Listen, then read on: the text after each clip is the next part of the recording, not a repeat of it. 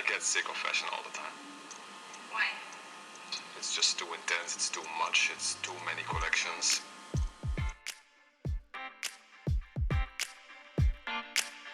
Historia y moda es un recorrido por la historia de nuestra cultura, el arte, la economía, la política y los roles de género, teniendo la moda como hilo conductor. Este es un viaje para los curiosos, los apasionados, los detractores y todos los que quieran conocer el origen de los grandes sucesos y las pequeñas cosas que han tejido nuestra sociedad. Somos Diana y Ceci y te acompañaremos en este apasionante viaje. ¡Bienvenido! ¡Comenzamos! Hola a todas y todos, bienvenidas y bienvenidos a este nuevo episodio. Como ya lo hemos hecho antes, hoy vamos a hablar de otra prenda que no solo es clave de nuestro guardarropa, sino que además ha estado muy de moda en los últimos años. Se trata del mono o jumpsuit o palazzo, como lo conozcan. ¿Cuál es la historia de esta prenda? Pues como ya se habrán dado cuenta, todo tiene historia en este canal y hoy se van a sorprender de lo que esta prenda tiene que contarnos. En un momento en el que el mono es ya una prenda aceptable básica para cualquier persona consciente de la moda, quizás valga la pena volver a sus orígenes cuando nació solo como un manifiesto, impreso como un patrón de papel. Y hablando de patronaje, por cierto, aquí vamos a hablar de principios completamente opuestos a los que hablamos en el episodio pasado sobre la sastrería. En el episodio de hoy nos situamos en un periodo muy oscuro para la historia de la humanidad, la Segunda Guerra Mundial, y la falta de materias primas ha hecho que varios países adopten un sistema de raciocinio en el que se asigna la cantidad de comida, ropa y otros bienes básicos que la gente puede comprar. Esto se controla por medio de cupones que las familias van a cambiar a la tiendita de la esquina por leche, pan, carne y ropa. La ropa que se compraba pertenecía a otro sistema también llamado Utility Clothing o moda utilitaria y era ropa pensada para ser práctica, sin mucho lujo y con el máximo de ahorro posible en materiales.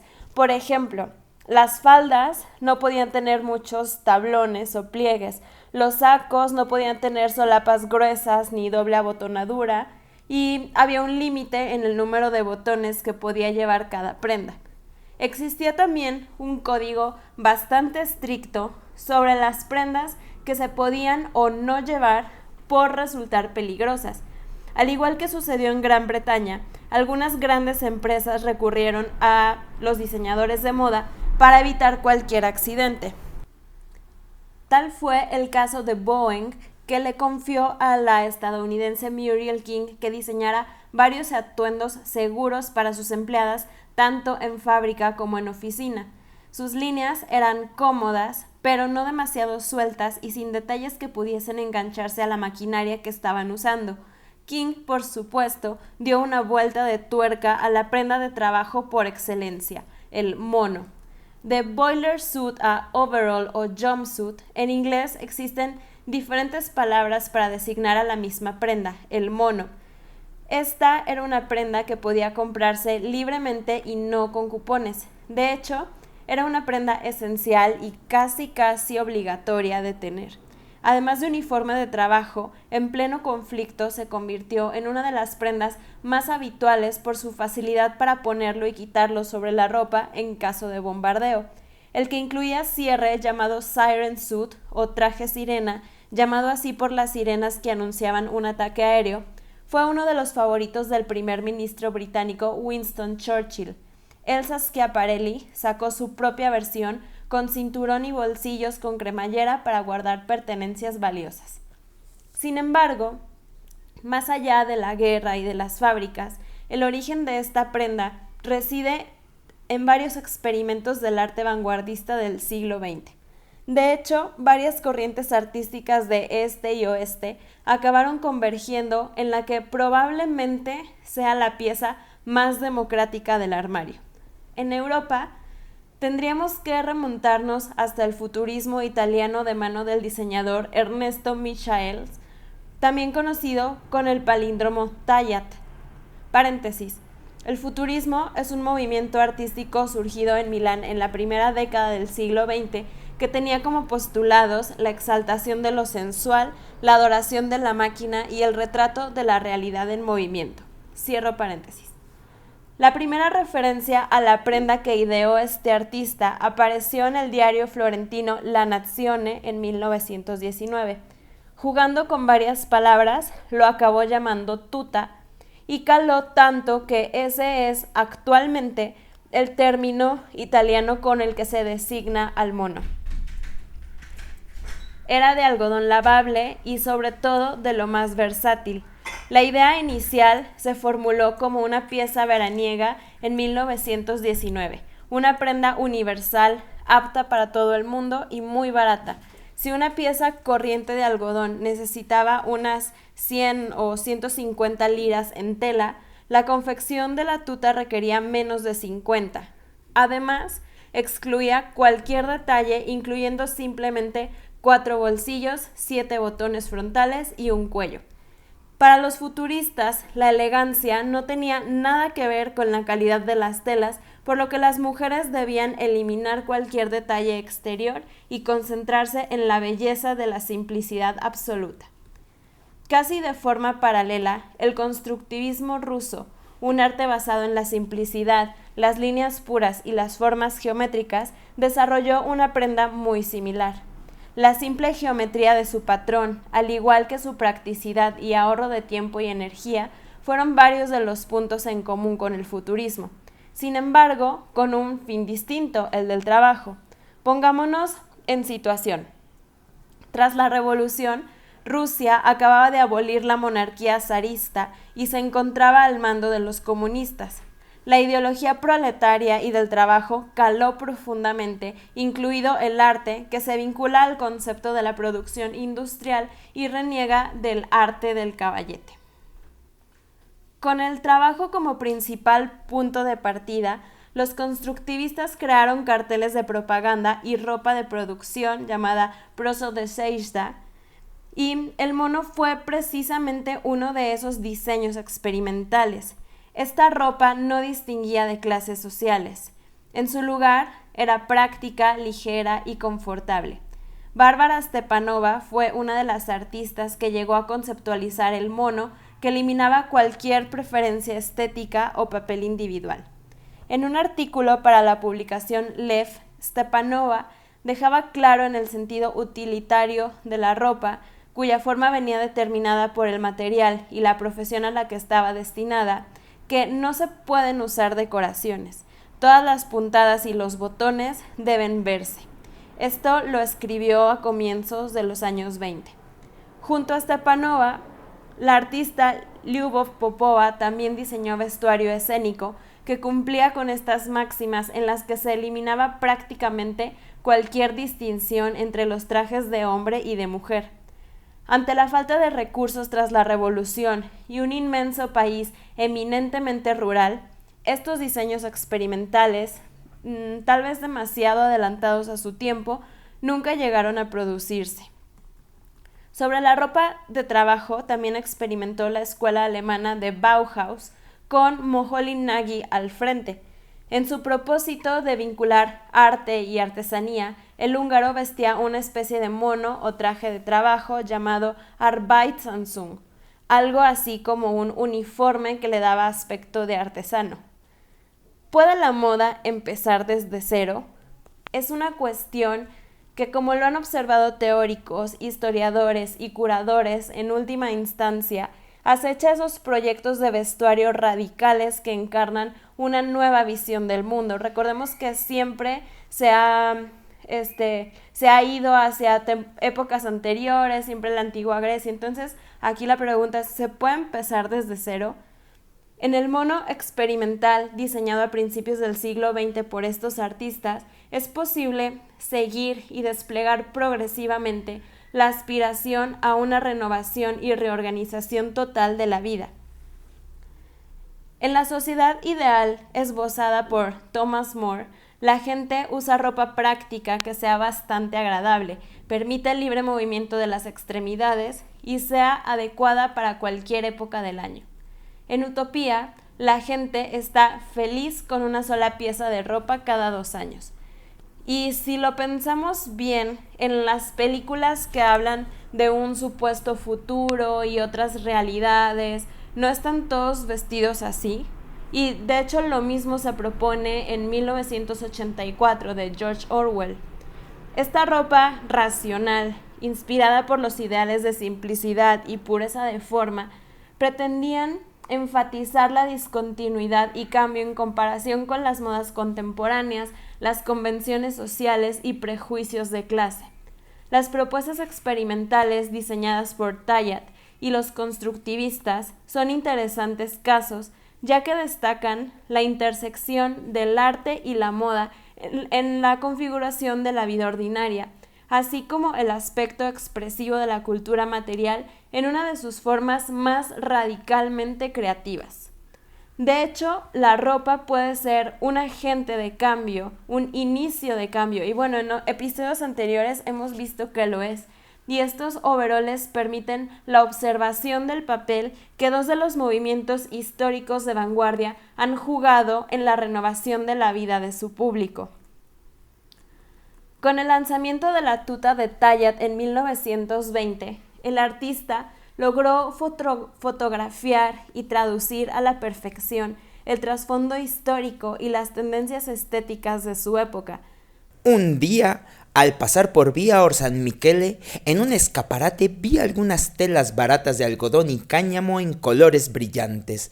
Tomé algunas muestras y me puse manos a la obra. De esta manera, Tayat recuerda la chispa que inspiró la idea, corroborada por el know-how que había acumulado en los meses de trabajo junto a la diseñadora francesa Madeleine Vionnet, conocida por sus cortes al biais. Para Vionnet, Tayat había diseñado ropa, objetos decorativos para interiores y joyas. Con la ayuda de su hermano Ruggiero y algunos amigos que eran sastres, Tayat diseñó el primer patrón de su mono, el cual causó una fuerte impresión, no tanto por su originalidad, ya que de hecho había sido anticipada en el siglo XIX por otros prototipos, sino por la sensación moderna del diseño, así como por la operación de marketing utilizada para publicitarlo, comenzando precisamente en las páginas de La Nazione. De hecho, aquí era donde se publicaban los patrones para quienes quisieran confeccionar la prenda en casa, y los primeros 1000 lectores que pagaran 50 céntimos extra también recibirían un patrón impreso. El traje fue inmediatamente un éxito rotundo entre una selecta clientela aristocrática y de clase media alta, en línea con la interpretación no convencional y dandy ofrecida por el propio Ernesto, a quien le encantaba llevarlo combinado con sandalias. Un contexto de élite opuesto a la idea de homologación con la que la mayoría de la gente suele asociar el mono, al final tampoco fue ajeno a Tayat, que nunca perdió la oportunidad de enfatizar su carácter universal. Jugando con la raíz del nombre tuta, acuñado por Tayat para esta prenda, profetizó que pronto toda la gente, porque en italiano la palabra para toda es tuta con doble T, según él, toda la gente llevaría un mono o una tuta, y así extendió su propuesta a niños y personas mayores también, para quienes creó el traje de 2 piezas. Por otro lado, la adopción masiva de esta prenda traería muchos beneficios. Ahorró tela, una ventaja en la posguerra cuando el costo de vida era alto, porque con su patrón se usaba toda la tela y no sobraba nada. #Zero Waste. Era más fácil de fabricar, era una prenda de una pieza con mínimo cosido, era más rápido de poner, viste todo el cuerpo, porque con solo 7 botones y un simple cinturón ya estaba listo para usar. Y finalmente ahorraba energía gracias a la sensación de bienestar y la total libertad de movimiento que garantizaba a quienes lo usaban. Aquí vamos a ver qué es lo que pasó, o sea, por qué pasó de tuta, que significa toda, a tuta sin una T, y pues el juego de palabras es que a tuta con doble T le quitó la T, y esa T pues se convirtió en el patrón. O sea, de hecho el patrón es una clara forma de T y presenta un corte cuadrado que fusiona la estética con la funcionalidad, oscilando entre el gusto déco y las propuestas Bauhaus, entre la artesanía y la producción industrial. En el periodo posterior a la Segunda Guerra Mundial, en tiempos de crisis económica e inestabilidad política, el futurismo italiano y el constructivismo ruso reinterpretaron la condición moderna, interviniendo en muchas áreas de la creatividad. La diversificación de lo futurista y los programas constructivistas para todos los aspectos de la vida promovieron una contaminación de varios lenguajes artísticos, lo que ha fomentado entre los críticos frecuentes comparaciones con Bauhaus y se basó en última instancia en una concepción del arte dotado de un papel social. Dentro de la moda contemporánea y la vida cotidiana, la propuesta de vestuario de Tallat es una tangible de la realidad, reinterpretada de manera variada por los diseñadores y adoptada por las masas. Según algunos, puede, no demasiado audazmente, incluso ser considerado un precursor de sostenibilidad, moda zero waste y la filosofía de no logos. La tuta se diferencia, de hecho, de otras propuestas innovadoras de principios del siglo XX, como el aspecto pobre de Chanel, los pequeños vestidos negros, los pequeños trajes y suéteres que utilizaban los mejores materiales y eran ejemplos de una subestimación falsa. Aquí se argumenta que tanto la tuta y la proshodejda son proyectos antimoda que intentan un estilo atemporal. Los dos monos son sintomáticos de los cambios en la vida y la sociedad que tuvieron lugar en las dos primeras décadas del siglo XX en Italia y la Rusia postrevolucionaria, y en algunos casos incluso tienden a anticipar estos cambios. Al mismo tiempo, al proyectar un estilo atemporal, son programáticamente atemporales.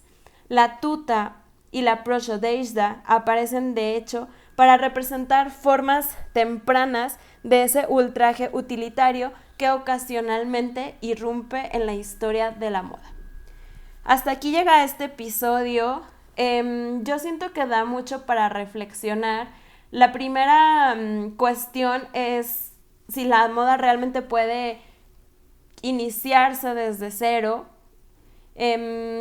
Algo que también me parece interesante es por qué si esta prenda es tan práctica y la hemos visto representar en muchas películas en las que se suprime la moda y todos están vestidos iguales, ¿por qué no es algo que se haya adoptado como tal? ¿Por qué estas propuestas que hicieron los artistas italianos y rusos se quedan como algo revolucionario, pero no necesariamente que sea una prenda que se adoptó de manera masiva y que ahora todos usamos o que ahora todos nos vestimos iguales?